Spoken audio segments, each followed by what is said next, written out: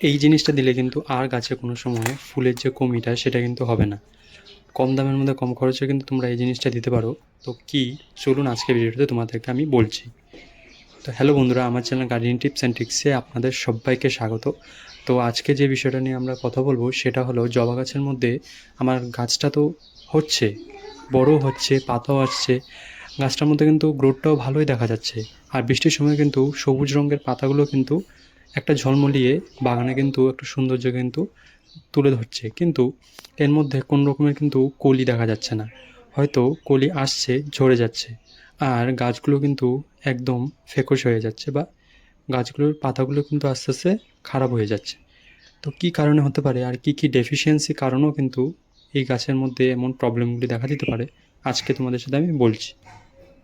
প্রথম স্টেপ হলো, গাছগুলোকে তোমরা একটু রৌদ্র জায়গার মধ্যে রাখবে, বা যেখানে 3 থেকে 6 ঘন্টার মতো রৌদ্র লাগে। এটা কিন্তু খুব সহজ একটা সাধারণ একটা ব্যাপার। আমরা কিন্তু গাছ লাগালে কিন্তু এগুলোকে অবশ্যই কিন্তু রাখতেই হয়, আর জবা গাছ তো এটা সবসময় চায়।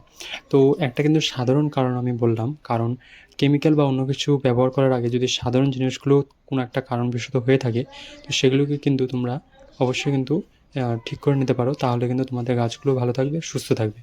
তো প্রথম পয়েন্ট হলো, যদি আপনারা এখানে গাছগুলোর রৌদ্রটা কম লাগছে, তো অবশ্যই সানলাইট বা যেটা আমরা রৌদ্র বলি, তো সেটাকে কিন্তু অবশ্যই আপনারা লাগানোর চেষ্টা করবে গাছে, গাছটা কিন্তু হেলদি থাকবে।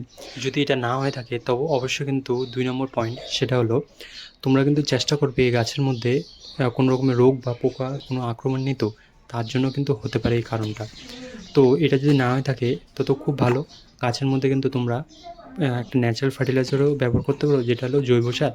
না হয় তোমরা কিন্তু কেমিক্যালের মধ্যে ইউজ করতে পারো, যেমন আমি ইউজ করছি এখানে 10-26-26, যেখানে 10% নাইট্রোজেন থাকে আর 26% ফসফরাস আর পটাশিয়াম থাকে। তো পটাশিয়াম এখানে যেহেতু বেশি দরকার, কারণ এখানে আমার কলিগুলি চাই, ফুলটা চাই। তো অবশ্যই কিন্তু তোমরা 10-26-26 জলের মধ্যে কিন্তু 1-2 একটা চিমটে নিয়ে, বা গাছের পরিমাণ বা এটার লেন্থ বুঝে, গাছটা কত বড় ছোট, কতটা দরকার সেটা বুঝে কিন্তু তোমরা জলের মধ্যে কিন্তু নিয়ে এটাকে 1 লিটার জলের মধ্যে নিয়ে স্প্রেও করতে পারো, আর গাছের মধ্যে কিন্তু দিতে পারবে। খুব সুন্দর কিন্তু দেখতে পাবে, 20 দিনের মধ্যে কলিও আসবে, এবং খুব সুন্দর কিন্তু 30 দিনের মধ্যে ফুল ফোটা কিন্তু শুরু হয়ে যাবে।